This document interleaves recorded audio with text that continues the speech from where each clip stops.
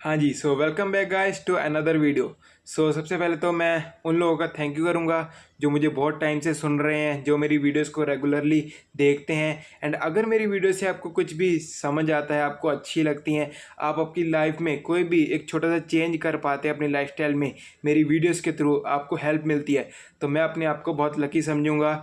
तो thank you आप सबका। एंड आप में से जो भी लोग मुझे सुनते हैं बहुत पहले टाइम से, उन्हें पता होगा कि पहले मैं मोटिवेशनल वीडियोस बनाता था, स्टोरीज़ वाली वीडियो बनाता था, जो पहले ही मुझे शौक था, मुझे अच्छी लगती थी। एंड अभी मैं थोड़ा हेल्थ की तरफ फोकस कर रहा हूँ, मैं थोड़ी हेल्थ के रिलेटेड वीडियोस बना रहा हूँ। तो मेरा ऐसे ही रैंडमली मन किया कि मैं आपके साथ फिर से एक और वीडियो शेयर करूँ। तो अभी भी मैं आपको एक कहानी सुनाना चाहता हूँ। कहानी कुछ ऐसी है कि एक बाप और एक बेटा पहाड़ी इलाके में रहते हैं। ओके, जो हिल्स वाला साइड होता है ना, जहाँ पे पहाड़ होते हैं, वहाँ पे रहते हैं। तो अब पिताजी का बहुत हेक्टिक काम होता है, वो सुबह जल्दी ऑफिस के लिए निकल जाते हैं एंड शाम को देर से घर आते हैं, तो फैमिली को टाइम नहीं दे पाते। अब जो बेटा, संडे का दिन होता है, बढ़िया सनशाइन निकला होता है, बेटा कहता है कि पापा आप मेरे साथ खेलते नहीं, मुझे टाइम नहीं देते, तो चलिए आज हम घूमने जाते हैं। तो वो लोग निकल जाते हैं, जैसे पहाड़ पहाड़ के लिए वो निकल जाते हैं, वो ऊपर पहाड़ी पे घूमने जाते हैं। अब होता क्या है कि पिताजी जब वो जा रहे होते हैं, वहाँ पे बड़ी लंबी लंबी पहाड़ियाँ और नीचे इतनी गहरी खाई। अब आपको तो पता है, जहाँ पे खाई होती है वहाँ पे हमारी अक्सर आवाज़ गूंजती है। तो अब पिताजी थोड़ा सा आगे निकल गए, तो बेटे ने आवाज़ मारी, पिताजी। अब उसकी आवाज़ गूंजी, है ना, उसे लगा कि ये कौन बोल रहा है। दो तीन बारी आवाज़ उसकी जैसे गूंजती है, हम उसे एको कहते हैं। तो उसे लगा ये कौन बोल रहा है। अब वो हैरान रह गया, तो उसने फिर से कहा कि मेरा नाम सौरभ है, मैं सौरभ बोल रहा हूँ। और वहाँ से फिर से आवाज़ आई, मैं सौरभ बोल रहा हूँ। तो वो डर गया थोड़ा सा, है ना। उसके पिताजी देख रहे थे कि क्या हो रहा है। वो कह रहा है मैं तुम्हें मार दूंगा। वो फिर से खाई से आवाज़ आ रही, मैं तुम्हें मार दूंगा। वो बेटा कह रहा है मैं तुम्हें खा जाऊंगा। वो फिर से आवाज़ आ रही, मैं तुम्हें खा जाऊंगा। तो वो अपने पिताजी के पास गया, तो उसने कहा कि पिताजी ये क्या हो रहा है, मुझे नहीं समझ आ रहा कि वो कौन सा राक्षस है जो नीचे से बोल रहा है। अब उसके पिताजी ने क्या किया, उसके पिताजी ने बोला मेरा नाम मुकेश है। तो वहाँ से फिर से आवाज़ आई, मेरा नाम मुकेश है, मैं बहुत अच्छा हूँ।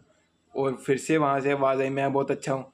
तो वो बेटा पूछता है कि पिताजी ये कौन सा इंसान है जो मुझे बुरा बोल रहा है और आपको अच्छा बोल रहा है। तो पिताजी ने बहुत अच्छी तरीके से इसे बताया कि देखो, जैसा तुम एनर्जीज वर्ल्ड में छोड़ोगे, जो तुम लोगों को बोलोगे, तुम्हें भी फिर साथ में वही फीडबैक मिलेगा। इस बात से हमें क्या सीखने को मिलता है कि हम जैसी एनर्जीज अपने अंदर से छोड़ते हैं, हम जैसी बातें दूसरों को कहते हैं, वो बहुत ज़्यादा मैटर करती हैं कि हमारे साथ फ्यूचर में क्या होने वाला है। इसका मतलब, अगर आप किसी से लड़ झगड़ कर बात करेंगे, अगर आप हमेशा अपने मुंह से नेगेटिव बातें निकालेंगे कि मेरे से ये नहीं होगा, अगर आप किसी और को बुरा बोलेंगे कि तू मोटा है, तू काला है, तू पतला है, तो बिलीव मी और नॉट, आपको मतलब किसी ना किसी तरीके से, जैसे कर्मा, ना आपने सुना होगा ना शब्द, तो वो कर्मा आपके पास वापस आएगा।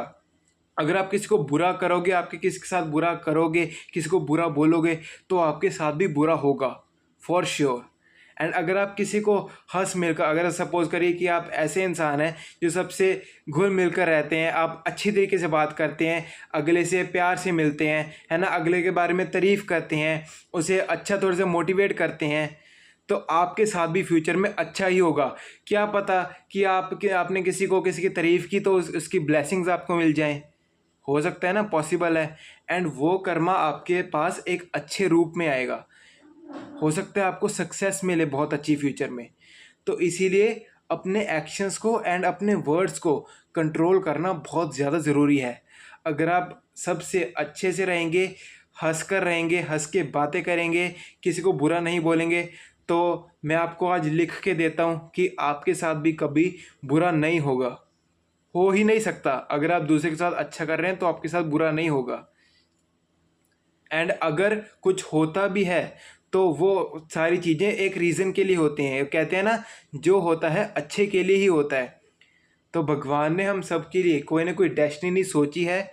बस हमारा काम है कि हम लोग हंस के रहें, है ना। देखिए एक ही तो हमें ज़िंदगी मिली है, अब अगर इसको भी हम गुस्से से, हम नफ़रत करके दूसरों से ऐसे मतलब रिश्ते ख़राब कर कर हम इसे वेस्ट कर देंगे तो कोई फ़ायदा नहीं है। इससे अच्छा है कि आपको जो लाइफ मिली है इसे एंजॉय करिए, अपने हर मोमेंट को अपने प्रेजेंट में जी, अपने पास्ट को छोड़ दीजिए, जो हुआ सो हुआ, एंड फ्यूचर की टेंशन भी मत लीजिए क्योंकि आपको नहीं पता, वो आप प्रिडिक्ट नहीं कर सकते। प्रेजेंट में जीना सीखिए, खुश रहिए, अपनी सेहत के ऊपर काम करिए, फिट रहिए एंड लोगों को भी खुश रखिए। Thank you.